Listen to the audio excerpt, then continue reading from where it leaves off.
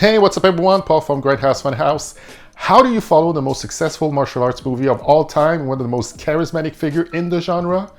With a movie where the centerpiece is a statue that gives sexual vigor to rich crusty old men through acupuncture. Makes sense, right?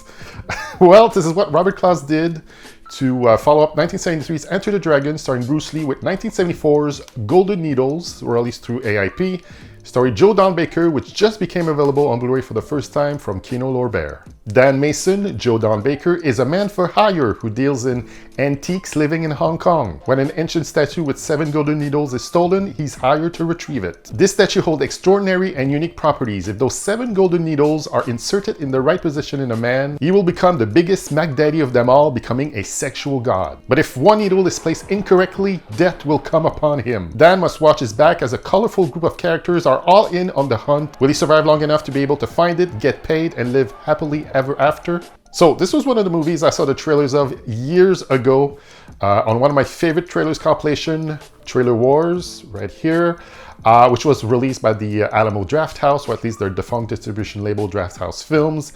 I said to myself, whenever this gets a legit release, I'll buy it and check it out. And I was totally primed for it because this is one of those wacky 70s exploitation movie premises I go for. But sadly, I'm here to report that the trailer is the best thing about the movie, which is uninspired and dull. And if you want to be surprised by the uninspiredness of it all, I'll say spoilers from here on out. It does have a killer opening where we see an old wheelchair-bound Chinese dude getting the needles treatment, and it seems to work, but he barely gets up from his new vigorous sexual state with his harem of women surrounding him, that 2 men wearing a tin foil looking suits comes into the room and flame throws everything around and steals the statue.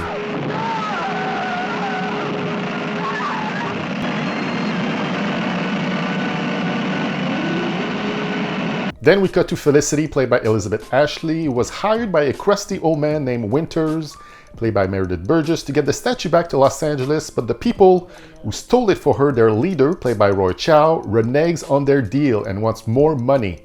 So she goes to her friend Quan to get some help, and that's when our favorite hick schlub, Joe Don Baker, appears on the scene.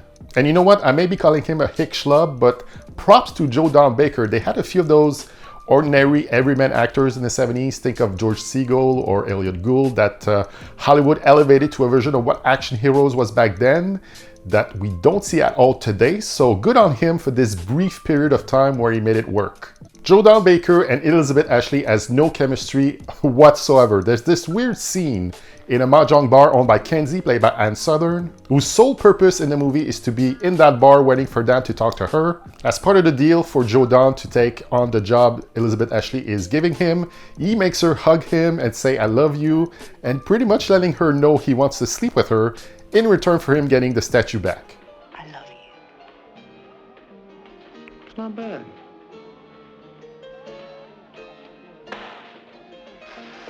I guess that was the movie's version of a meet cute. The scene right after is him breaking into the lair where the statue must be retrieved, and Dan has no problem breaking into the safe, crack it with his incredible skills, henchman drops in to get at him, and he attacks them back with his sheer size and brute force, just pummeling everyone in his way, and has to evade a floor full of snakes to get out of there.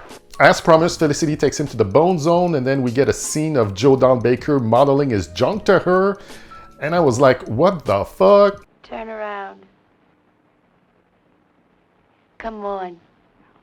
All the way around. That's nice. You're beautiful. You're really beautiful. So from that junk modeling scene, Lynn, the thief from earlier who wanted more money, sends his henchmen to Quan's place, the one who hired Dan to steal the statue, and they can't find it and Quan gets killed, but before he dies, he asks Dan to take care of this woman for him. Oh, just let us take care of her. You mean, what are you talking about? No, just take care of her. Well, don't worry about it. And before this all happened, Quan set it up that giant jars that are full of oil are sent to Los Angeles, and in one of those jars, the statue is hidden. So that's how it gets to LA, just wanted to clarify that. Then goes back to see Kenzie at the bar for more exposition, leaves and gets attacked once again, but this time he gets help from a woman named Sue Lin, played by Frances Kwan.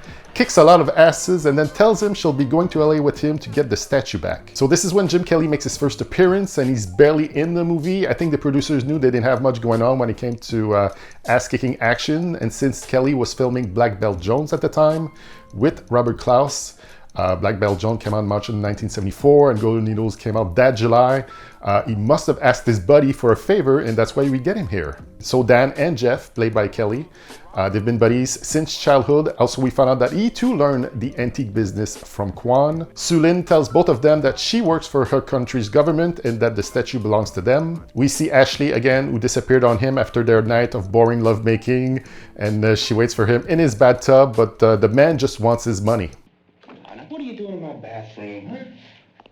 Hey, where's my money? So now we go to the house where one of the jars was shipped to so that Dan could get his money, and that's when Meredith Burgess comes in to ham it up as their version of the big bad wearing a badass bow tie. The jar he got was statueless, so he gives them 24 hours to locate the other jar with the statue in it. So now they have to figure out where it is. Jeff might have a lead, so they ditch Felicity, go to his friend's place.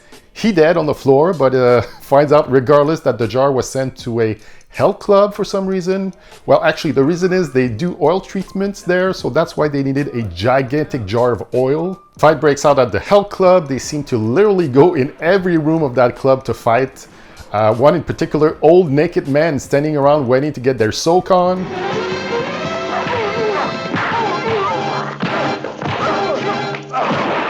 And we as an audience need to have our eyes clean with bleach after seeing all these old flabby white asses on the screen. They're trying to get away with the jar, but they get caught and sent back to Winter's mansion. So to see if it actually works, they test out the needles from the statue on a big black dude to see if it's the real thing. And I was like, I don't think this guy would need those needles to be a Mac Daddy / sexual god. I'm sure he could do very well on his own. But the tests don't work. He dies on the spot.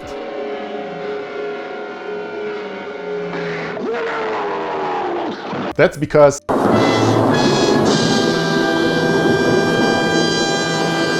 the statue is a fake. So they all get shipped back to Hong Kong to find the real thing. And that's when we say bye-bye to Jim Kelly. Dan goes back to see Kenzie, ask her if she knows the lady he met at Kwan's funeral, and she gives him directions to her place. Dan goes there but gets followed. We meet the woman again from the cemetery. Her name is Lotus, and Kwan, rascal that he was, made a copy of the statue from photograph, gave it to his lady love to hide it. But also he wanted to use the needle so he could use those sexual superpowers on her. But all that Lotus wanted was his love. Kwan was a fine man, but he thought the statue could bring him the youth he sought. He could not understand that all I wanted was his love. Aww. Lin's henchmen are in hot pursuit of Dan through the streets of Hong Kong. While running for his life, Dan leaves the statue on a random table, and minutes later someone spots it and gets it. And then we get another pretty cool scene of every villagers running after Dan through the streets of Hong Kong because they were told he just murdered a child and they wanted to get him.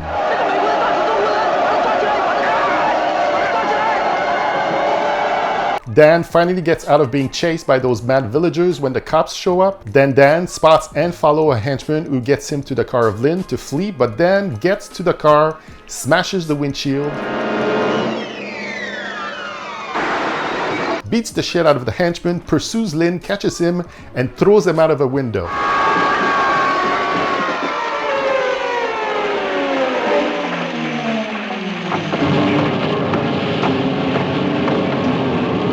We find out the one who found the statue on the table works for Sue Lin, so she gets the statue back for her country, and Dad is promised his money. Hey, you owe me 30,000 American.